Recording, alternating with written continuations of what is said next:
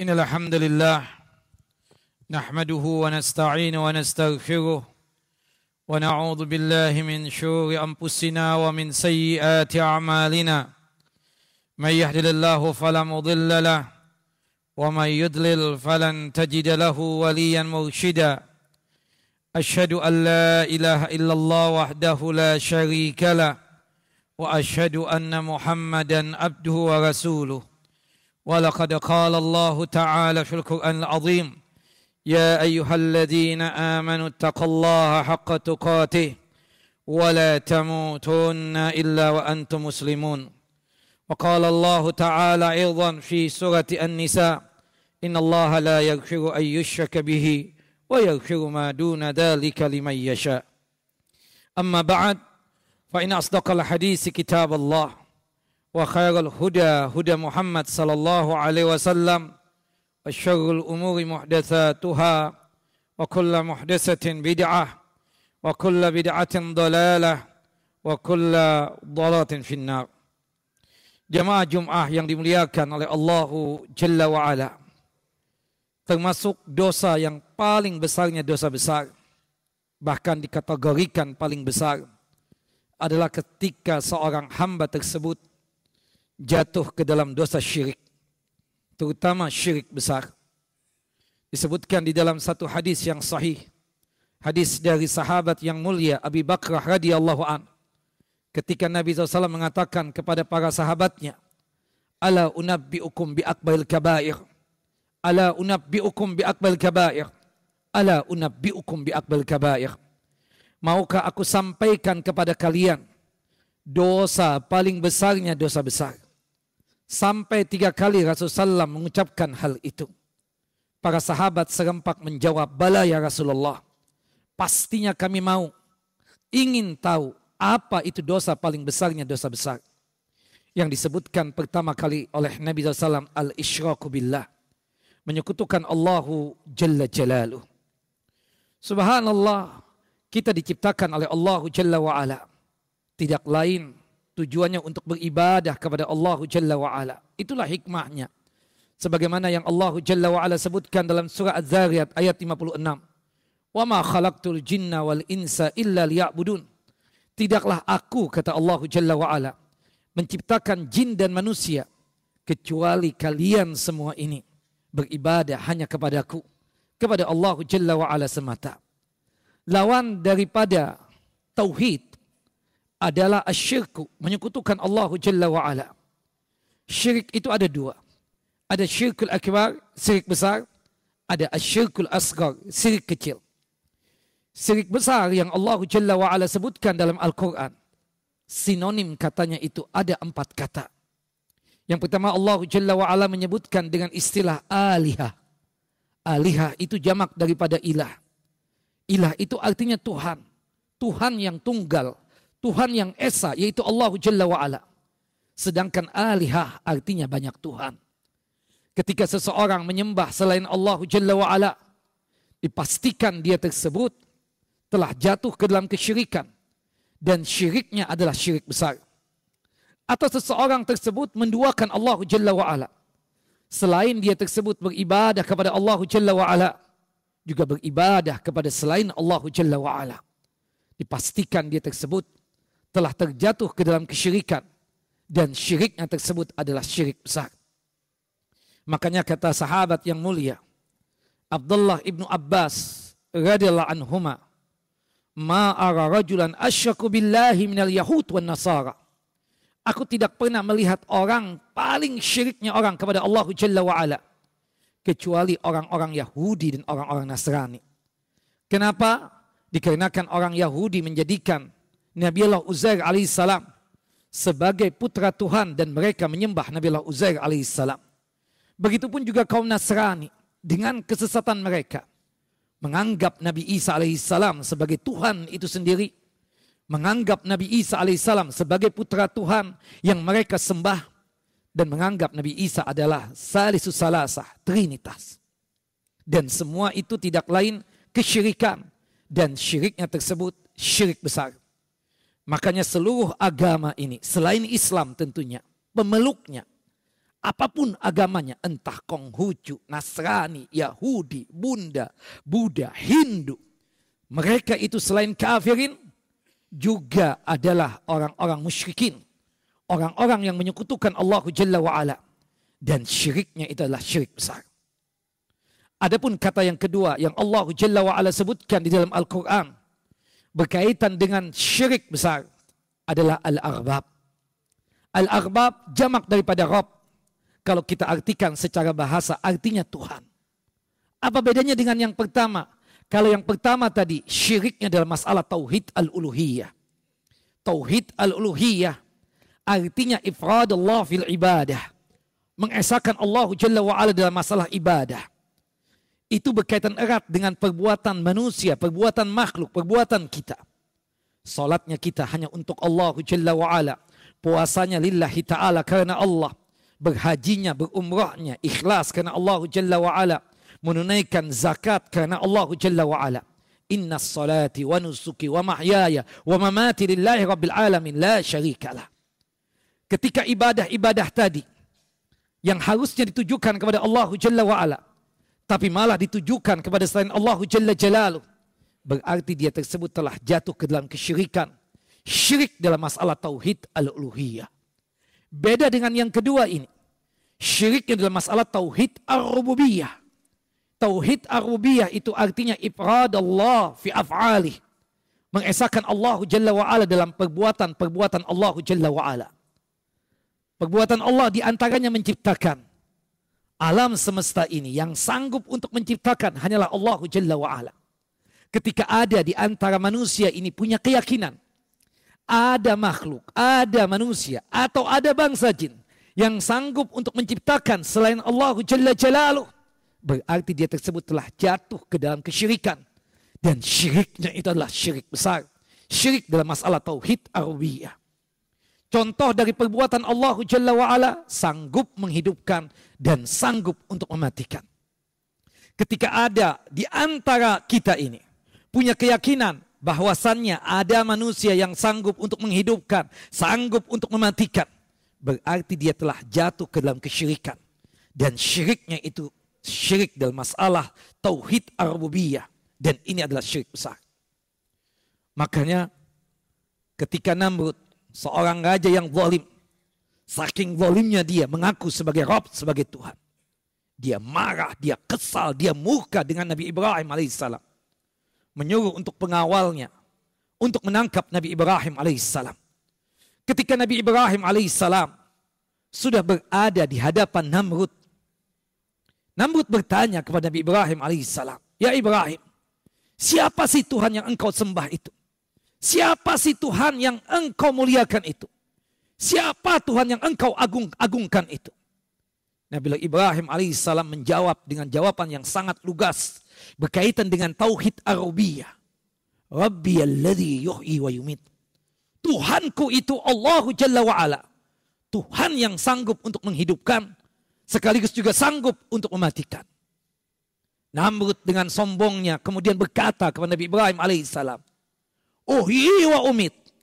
Ibrahim, kalau cuma sekadar menghidupkan, kalau cuma sekadar mematikan, aku pun sanggup melakukan hal itu sama seperti Tuhanmu. Kemudian Namrud memerintahkan pengawalnya untuk mengambil dua tawanannya yang ada di penjaranya.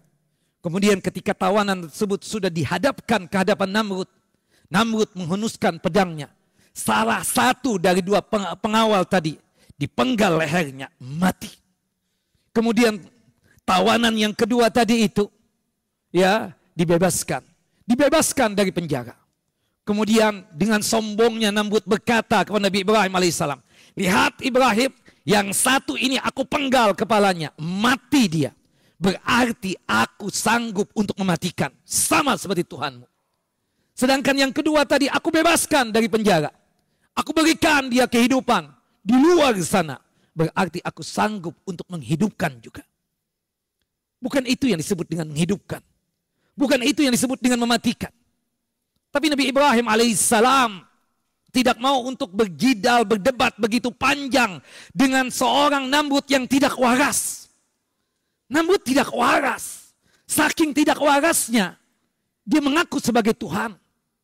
Nabi Ibrahim alaihissalam mengambil contoh perbuatan Allah Jalla wa'ala yang lain.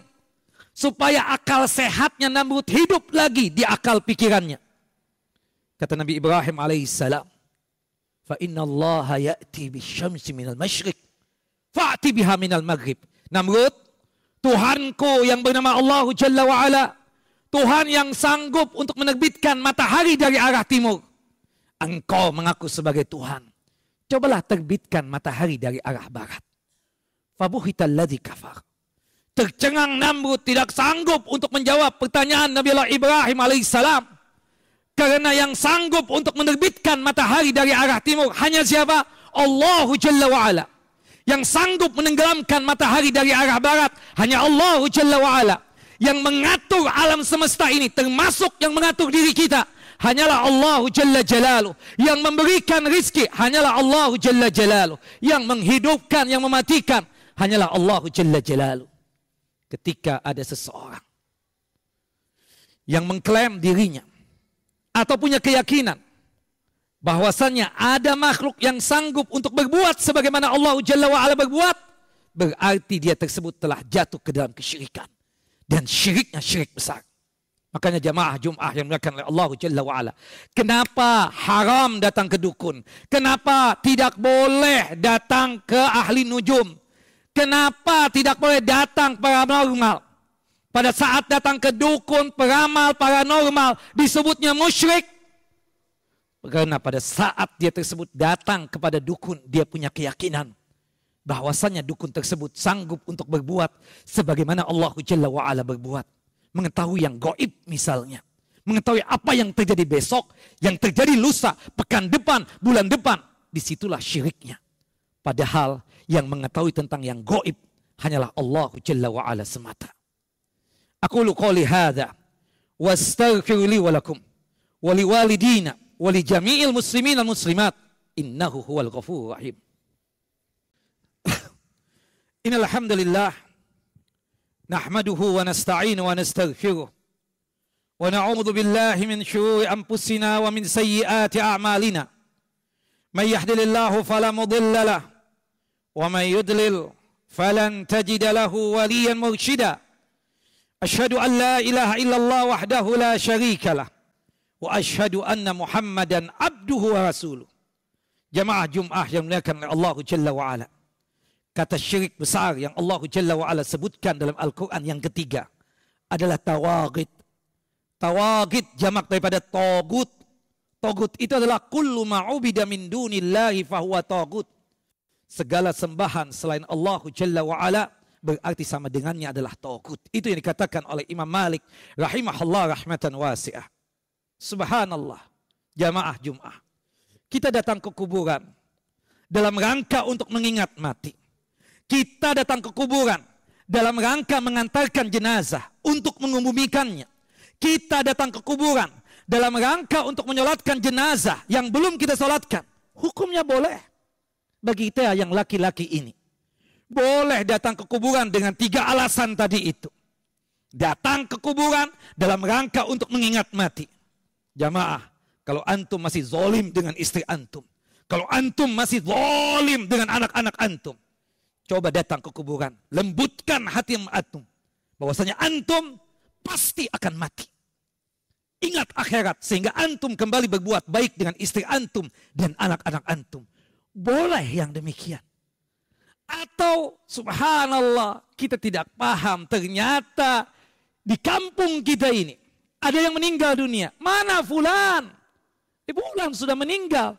Kapan? Ketika Ustadz umroh kemarin. Orang baik itu. Di mana kuburannya? Di karet Ustadz. Antum bisa antar anak? Bisa. Ngapain? Sholat jenazah. Kata Ustadz nggak boleh sholat jenazah di kuburan. Sholat yang ada ruku dan sujudnya. Benar. Itu tidak boleh. Kata Nabi SAW, al-ardu kulluha masjidun ilal maqbarah wal hammam. Tanah ini semuanya masjid. Boleh untuk sholat kecuali kuburan. Lalu ngapain Ustaz? Sholat jenazah. Boleh. Kenapa tidak ada ruku dan sujudnya? Sholat jenazah cuma 4 kali takbir. Al-Fatihah takbir yang pertama, takbir yang kedua berselawat kepada Nabi, takbir yang ketiga berdoa untuk kemaslahatan si mayit, takbir yang keempat ya berdoa untuk kemaslahatan si mayit dan orang yang hidup, kemudian salam. Kalau kita memang betul-betul bestie, teman setia, soulmate sehati, pembuktiannya ketika kita meninggal dunia. Menyolatkan jenazah tidak. Itu yang membuat kuburannya terang benderang, lapang dan dimudahkan hisapnya, aman di alam barzah. Boleh datang ke kuburan tersebut. Atau mengantarkan jenazah untuk mengubumikannya. Tapi maaf jamaah, ketika antum datang ke kuburan, cari wangsit, bertawassul dengan ahli kubur, berdoa dengan ahli kubur, siapapun yang meninggal, ustadz siapapun itu mayitnya, kiai siapapun itu mayitnya, mau dianggap wali atau bukan, haram. Syirik. Dan syiriknya adalah syirik besar. Menjadikan itu kuburan sebagai togutnya. Kita berdandan, berhias, monggo, silahkan. Innallaha jamil, yuhibbul jamal. Sesungguhnya Allah Jalla wa'ala maha indah dan menyukai keindahan. Subhanallah, yang penting tidak melanggar syariat. Pakai cincin misalnya, dalam rangka untuk berhias. Selama cincin itu bukan cincin emas, buat kita yang laki-laki halal, mubah.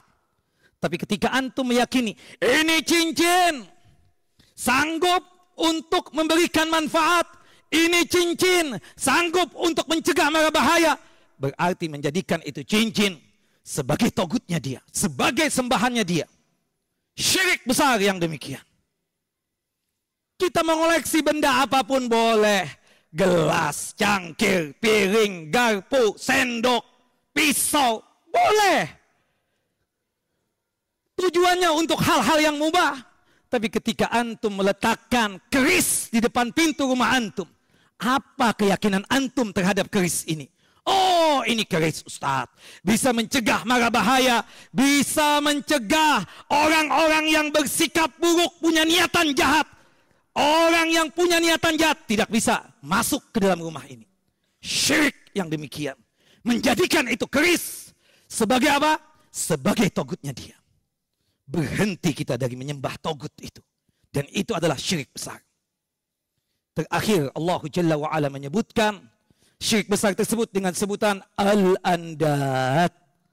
Al-Andat artinya Allah Jalla wa'ala disaingkan dengan makhluk. Allah Jalla wa'ala ya disandingkan dengan makhluk. Makhluk disaingkan kepada Allah Jalla wa'ala. Padahal Allah Jalla wa'ala mengatakan dalam surah Al-Baqarah, Fala taj'alu lillahi andada wa antum ta'lamun. Jangan sekali-kali kalian mencoba-coba menandingkan makhluk dengan Allah Jalla wa'ala. Atau makhluk disaingkan kepada Allah Jalla wa'ala. Padahal kalian paham betul bahwasanya itu adalah syirik besar. Subhanallah. Ikhwan, jamaah Jum'ah yang dimuliakan oleh Allah Jalla wa'ala. Bahaya syirik besar itu ada 4. Bahaya di dunia 2. Bahaya di akhirat nanti juga ada 2. Di dunia kita melakukan syirik besar, Allahu Akbar. Seluruh pahala amal soleh kita rontok, gugur, tidak ada nilainya sama sekali. Allah Jalla wa'ala mengatakan dalam surah Al-An'am, surah yang ke-6, ayat 88, surah Az-Zumar, surah yang ke-39, ayat 65. Lain asyrakta la yahbatanna amaluk. Sedikit saja engkau melakukan syirik besar, itu pahala amal soleh kalian seketika rontok, tidak ada artinya di sisi Allah Jalla wa'ala.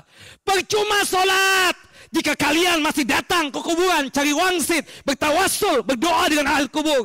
Percuma menunaikan zakat jika sekiranya di antara kalian ini masih suka mengumpulkan benda-benda yang diyakini ada keramatnya, yang dia yakini itu benda sanggup mendatangkan manfaat, sanggup untuk mencegah mara bahaya. Percuma berpuasa, percuma berhaji dan umrah jika sekiranya masih melakukan syirik besar. Tidak ada nilainya di sisi Allah. 0, rontok semuanya pahala amal soleh dikarenakan melakukan syirik besar. Bahaya yang kedua di dunia ini, kalau tidak tobat dari syirik besar, hati-hati jamaah. Itu yang membatalkan 2 kalimat syahadat kita. Itu yang membatalkan keislaman kita. Akibat syirik besar jadi murtad, tentunya setelah iqamatul hujjah, menegakkan hujjah kepadanya, dan juga izalatus syubhat, menghilangkan subhat yang ada pada dirinya. Yang na'udzubillah, yang na'udzubillah, yang na'udzubillah adalah ketika syirik besar tersebut dibawa mati.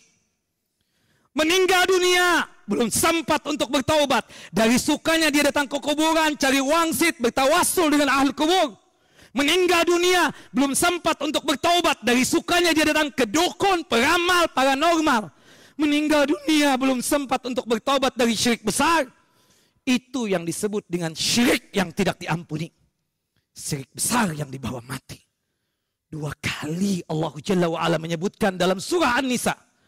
Ayat 48 dan ayat 116. Innallaha la yaghfiru an yushraka bihi wa yaghfiru ma duna dzalika liman yasha.